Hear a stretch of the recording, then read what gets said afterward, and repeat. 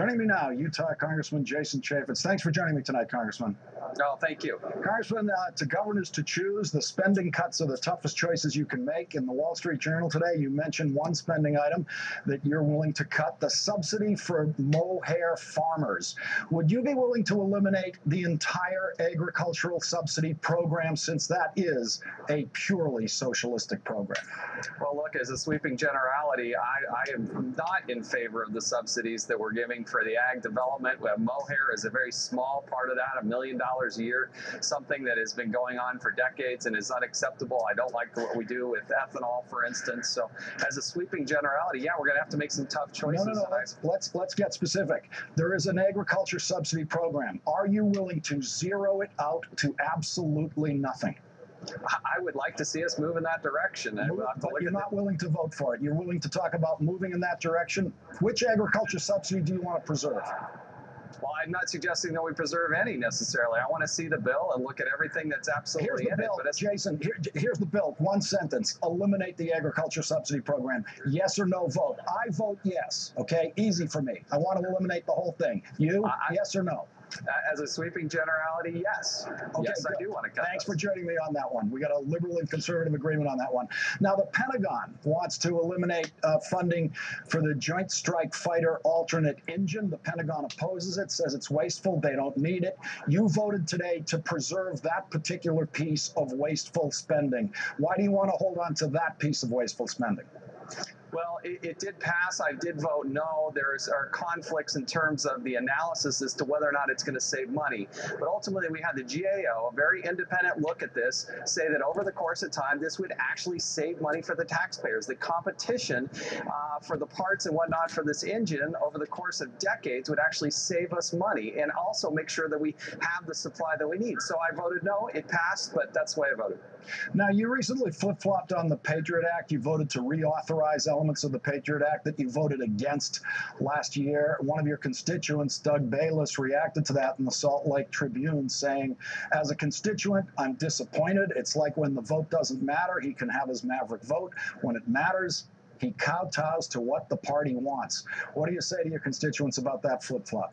No, that's absolutely not true. I did vote for the temporary authorization on 3 provisions. We did not vote on extending the Patriot Act, the entire Patriot Act. What we voted on is a temporary extension of 3 provisions so that we could have time to do a markup, have hearings, and make adjustments. I think that's fair. It was a 10-month. You voted against those provisions last year. You voted for them this year. So you were against them before you were for them. No, the Democrats who had the gavel before had plenty of time to bring this up. When I talked to Republican leadership, they said, look, we only have literally less than 10 legislative days before they expire. We think it's responsible to go ahead and have a very temporary extension of those so that we can go back and make any necessary adjustments. And I think that was a fair and balanced way to do it, and I voted in favor of that. Now, the Senate has whittled that down to 90 days, and we'll have to make some adjustments. If there aren't adjustments, if we don't have the hearings, then I will vote no. But I think that's a reasonable way to do it. I got you on that one. How high do you want to raise the Social Security retirement age? To what age? Well, we're working on an overall plan. It's much more complex than that. I wish I could put the answer on a bumper sticker, but it just won't fit. So hang in there with us. It's a number, Congressman. No, it's not, because it will be adjusted over the course of time. That's right. I would love to come back. How long a period of time? There's 2 elements to raising the retirement age. What's the maximum age it goes up to, and over what period of time do you do it? You can do it over 30 years. You can do it over 10 years. How much time do you think you should take to raise the retirement age to the level you want to raise it to? I would adjust it based on longevity, based on how long are people living. I think that's a fair way to do it. There'll be multiple other factors, and I would love to come back on the show when I'm ready to present the whole thing. Okay, we have you in favor of raising the retirement age. And how much would you like to reduce cost of living increases in Social Security? I'm not willing to peg a number at this time. I need time to present that, but I will present it. But you do want to reduce the benefits in Social Security. And I would not. No, you're making a sweeping. You're making a sweeping. How much do you want to reduce the increase in benefits in Social Security for inflation? How much do you want to reduce that inflation measure? I think there's a reasonable way to do that, and I will present that in due time. So you are going to reduce the inflation measure? No, you're putting words in my mouth. I'm saying that I will introduce it in a reasonable time frame and lay out all the factors, because there are multiple. All right, so you're going to you want to raise the retirement age and reduce benefits, reduce the COLA increases. You're trying to put a bumper sticker to it. I'm not putting any words. Stop it. I'm not putting words in your mouth. You're saying yes to the things I'm asking you about. Now, on Medicare, how much do you want to raise the co-pays in Medicare?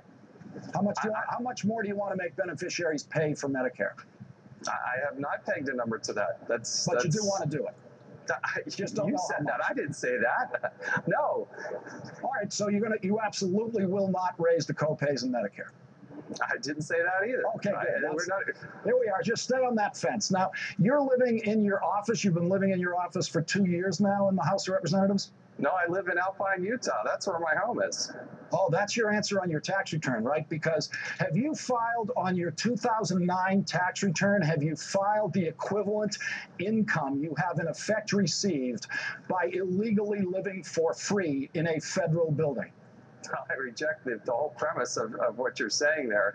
I live in Alpine, Utah. That's my home. Where are you sleeping tonight? Where are you sleeping tonight? I work here in Washington, D.C. Well, they asked me to come to the floor at 2 o'clock in the morning. I'm not sure I'm going to be sleeping anywhere tonight, because we're going through this continued resolution. You have given yourself. That is the reality. The reality is I will not necessarily go to sleep tonight. Congressman, you have seized, you have illegally seized from the federal taxpayer a personal income benefit that saves you the rent money that you would pay in Washington, like all of your fellow congressmen who are responsible, who pay rent in Washington.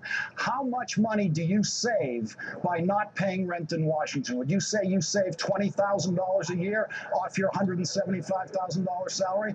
Oh, it depends on month to month. I mean, do you declare that savings as income, as you are legally obliged to do, or are you sleeping in your office as a tax criminal? I reject the whole premise of your question and the way you phrased it. I am trying to save money for myself, my family. I'm trying to lead a fiscally responsible. You are deriving additional personal income of your $174,000 of house income. You get to save more of it because you sleep in the office. Have you declared that additional income benefit on your tax return with a dollar figure?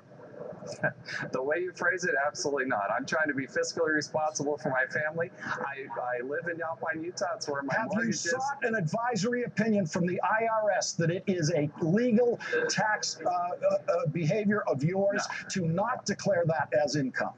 I have not sought a tax opinion from the IRS. Would you seek an advisory letter from the IRS as to whether or not you can derive that additional in-kind income from the House of Representatives without declaring it on your tax return? I have not sought to do that. Will you seek to do it tomorrow? Write a letter to the IRS director and ask for an advisory opinion. I don't think so. I don't think so. All right, we will ask for that advisory opinion for you, Congressman. And by the way, $174,000. Does your wife have any income, or is that your total family income? Total family income. And you cannot afford on $174,000 a way to live in Washington legally without becoming a tax criminal in the process. Boy, you got up on the right side of the bed, didn't you? Look, I'm trying to be a responsible family man. I'm trying to do the right thing for me and my family. How much is your housing in Alpine, Utah? How much is your monthly housing nut? $1,500? No, it's about $2,000. My mortgage is about $2,000. And that's deductible. That interest is deductible. Well, look, I've got to make personal choices for me and my family. I'm trying not to go into debt. You're trying to make the most money you can. You're trying to make the most money you can from the House of Representatives by sleeping on your sofa and not declaring the additional, in effect, income benefit you get from it. I'm trying to be as responsible as I can for the Chaffetz family. I'm trying not to go into debt. I have a mortgage payment and I have a car payment. And other than that, I try to avoid all the consumer debt that I possibly can. Do you think your fellow House members who pay their own rent in Washington are more responsible about this than you are?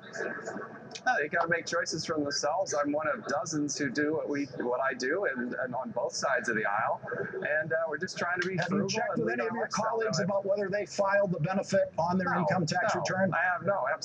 It's none of my business. So as far as you know, the rest of them are tax criminals too. No, that's ridiculous. All right, Congressman Jason Chaffetz, get straight with the IRS, Republican of Utah. Thank you very much for joining us tonight. Thank you.